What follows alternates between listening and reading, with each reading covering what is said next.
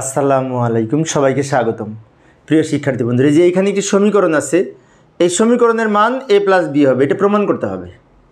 তো প্রমাণ করার জন্য আমরা একটা কাজ করতে পারি, সেটা হচ্ছে এই ব্র্যাকেট তুলে দিয়ে গুণ করব, কিন্তু তার আগে যে এইটুকু সমাধান করে নিব, এই যে এইটুকু।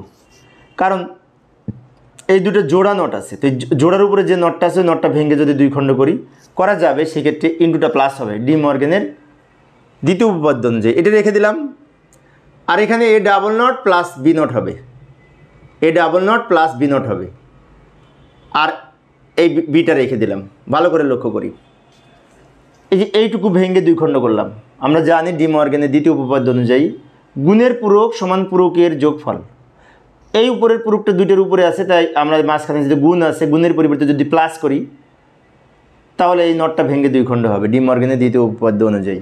আর এখানে বি রেখে দিয়েছি, আমরা বাম পক্ষ নিয়ে কাজ করতেছি।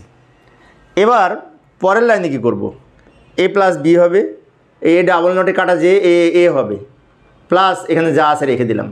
এটার মান অবশ্য 1 হয়, বি প্লাস বি নটে 1 হয়। আবার এ প্লাস বি রেখে দিলাম, এটার মান আবার 1, এটার মান কিন্তু 1। তো 1 দিয়ে এটা গুণ করলে তো এ প্লাস বি হয়। ও, এই যে এ প্লাস বি মিলে গেছে, তো এ প্লাস বি হয়ে গেছে। আচ্ছা, এই লাইনটা থেকে এই লাইন কীভাবে আসলাম আরেকবার বলছি। এটা এখানে রেখে দিলাম, এ ডাবল নটে এ, বি প্লাস বি নটে কিন্তু 1, তাই 1 লিখেছি। আচ্ছা, এর সাথে 1 যোগ করে 1 হবে। আমরা জানি 1 প্লাস সামথিং সমান 1 হয় এই বুলিয়ান উপপাদ্যতে, এটার মান 1 হবে। 1 দিয়ে এটাকে গুণ করলে এটাই হবে, যেটা এটা মিলে গেছে দুইটা, বাম পক্ষ সমান ডান পক্ষ।